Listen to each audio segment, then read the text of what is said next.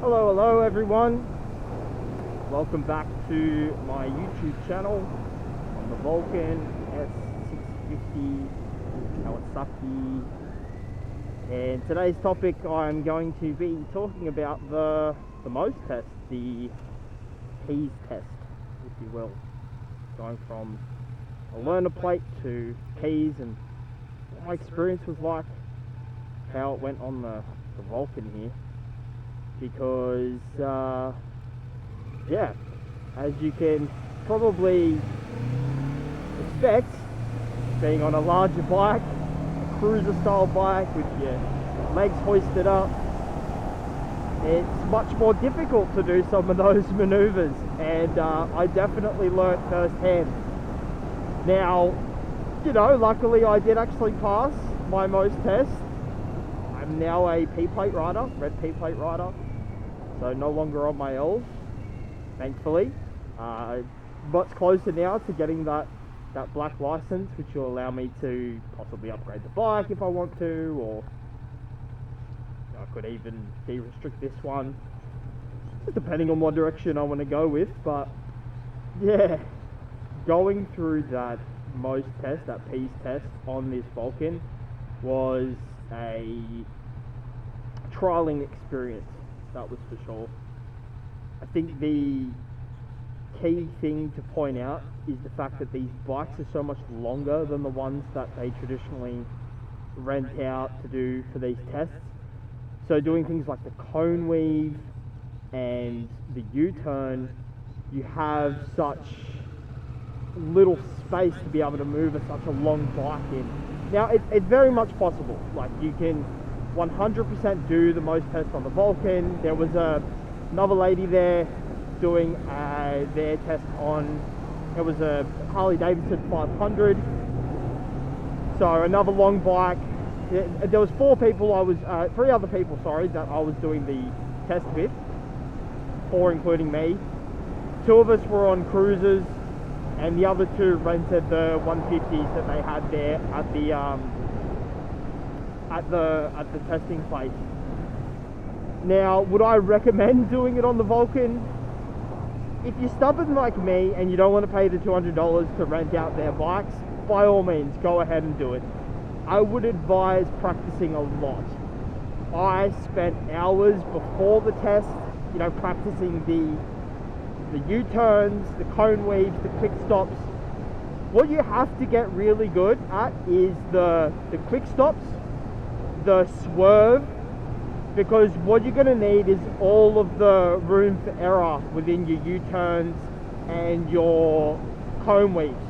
So I had to put my foot down on the ground in the cone weave, and I had to put it down in the U-turn, because it just wasn't going to lean. I actually, look, in the practice run before the test, I actually dropped my bike. And I was gutted for it, because, you know, you're practicing, you're going through all the motions, your adrenaline's going because I've got to get this right, and it's very hard, like the maneuvers you're doing with this big bike on the cone weaves.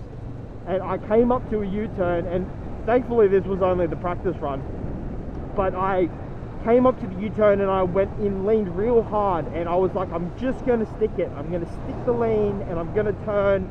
And I started to feel the bike tip. So I thought, I was on full lock. I thought, as I felt it tipping, I was like, give it a little bit to keep it upright. But it was too late, and it basically just drove it into the ground. So, yeah, if you're looking to do the Vulcan or another big bike, like a, you know, Harley Davidson 500, be prepared that you might drop it in the practice run. Now, thankfully, that was only the practice run. While we were doing the practice, sorry, not just the actual test, because if it was in the actual test, I would have failed.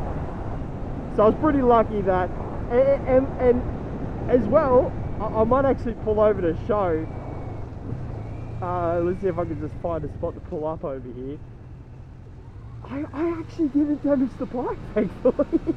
I was so surprised because I dropped it, and I had an absolute adrenaline dump from that. I dropped it, I was on the floor, I was like, at first I said to the guys, is that it? Is that my day? Am I gone? But he was like, no, it's only practice. And you know, he was actually really nice. The sort of the coach and the test coordinator. But oh, I should have my blinker on. Silly me. So yeah, I mean, I dropped it on its right side. It seems to be okay. The only damage that I've seen is this, and here. Super lucky because this thing was full on its side. It kind of, look, it didn't hit hard.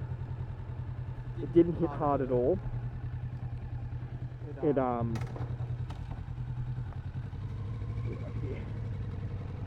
kind of just fell on me as I was doing the U-turn. I was going very slow, and yeah, it happens. And expect that sort of thing if you're really pushing it. Like, I was pushing myself because I was like, I want my piece, I have to get my piece, and you know, I pushed myself a little bit too hard and my bike fell. Luckily, no damage. But one of the things, look, if I was to do it again, would I recommend doing it on the Vulcan if you have one? You know what, like, if you're stubborn like me and you don't want to pay the $200 to rent their bike, it's doable. You can do it. You know, I might have ended up paying more than $200 if I damaged the tank on this or something like that. So there's always that risk, and yeah, it's part of the game. You're riding a bike, you're going for your piece, you can drop it. So funny. A bit wet on the road conditions today. Normally I've ridden in the rain before and in the wet. I actually don't know where I am. I'm trying to find my way back to the main road there. I should just follow this around. But yeah, I think it's very doable on a Vulcan, or I'm sure it'd be easier on a Rebel. They're a bit smaller. You know, something like a you know, the Harley Davidson 500. I think it's very doable. I'm trying to get back out there. I might have to go around. I didn't realise this didn't connect. That's alright. But, and look, like I said, I would recommend doing it if you were stubborn like me and you want to try, because honestly, I learnt a lot doing it on this bike. I'm closer to this bike now. I understand it more. I can maneuver it around more. I'm better confident at it. I think that's important. Surprising, the L course for in New South Wales here and this piece test, you actually learn a lot. You learn how to, you know, do all your different observations, your bufferings, making sure you're slowing down.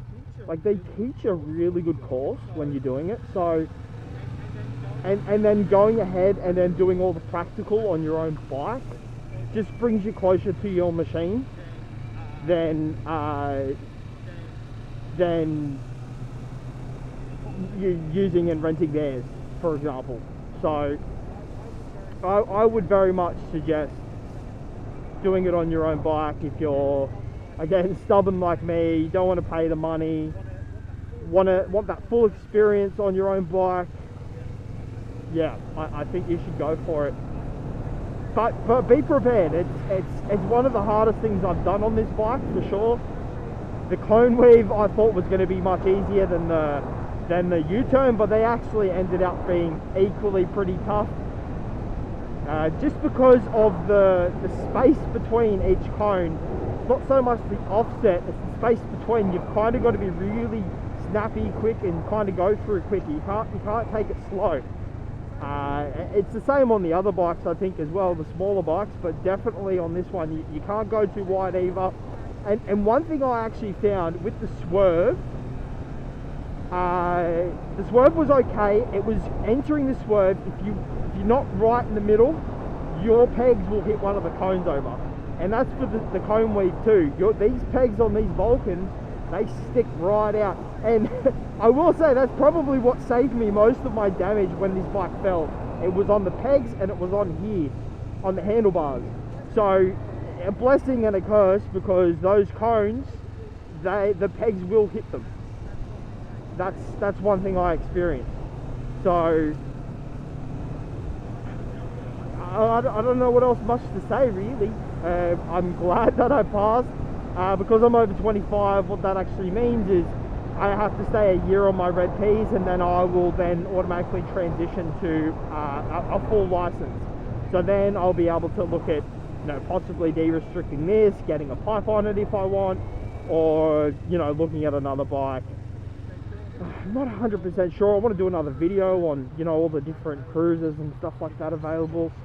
You've obviously got the Indian Scout Bobber, which is what I've been looking at. You know, they look great, but everyone talks about comfortability on them. You can always upgrade the suspension and the handlebars, but that's obviously more money going into it.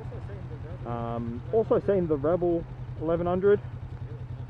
That looks really nice. But whether I want to, you know, another parallel twin engine, I think I really want a V-twin. I just love the sound of them. I think the Indians sound really good. There's obviously Harley Davidson, but, you know, I'm not really interested in going down the bagger route just yet. I think I'm still got it in. I'm young enough and I've got it in my body to ride something like a bobber, a bit more uncomfortable, you know, for the next, until my body can kind of like not deal with it anymore, and then go down that bagger comfortable route, because I feel like once you step into that realm of the comfortable bagger, the big fairing, you kind of can't go back from that, because it's like once you know, you know. So I don't want to head that direction too early in my motorcycle journey. I'm absolutely loving the Vulcan still, and, you know, I'm even considering just keeping that and just improving it, doing an ECU flash and de-restricting it, doing all the things on it, because I just absolutely love this bike. But yeah, you think, oh, you go for all that and then you might get bored of it, and you're like, well, then I have to upgrade anyway. So yeah, I'm going to, in a year's time, I'm going to spend a lot more time with this bike, but in a year's time I'm definitely going to go on a bit of a test ride binge. You know, try out the Indians, try out a Harley, and then see if there's anything that's like, okay, I need to upgrade to this. So yeah, going back to the P's test, I think one advice I would give to anyone, especially people wanting to do it on a larger bike like a cruiser: practice, practice, practice. Don't just rock up to the test and think, oh, you know, they'll give me enough time to practice, because you really don't. You get about 2 hours to practice, if that, and there's other people on the course too. You know, find a car park.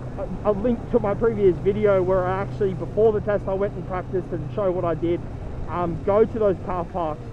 Definitely, you know, practice the skills, because every hour, every minute you do that helps towards, you know, making sure you're actually going to get it, because it's an expensive course. It's not free, and I'm pretty sure if you fail you have to pay again. So, and that's what these things are like. So that's it for today, guys.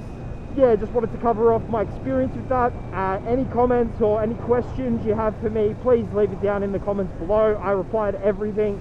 So yeah, if you want to know a little bit more about sort of my experience and possibly, you know, tailor it to a bit more of your experience, yeah, just drop a comment. I'm always replying and I'm always available.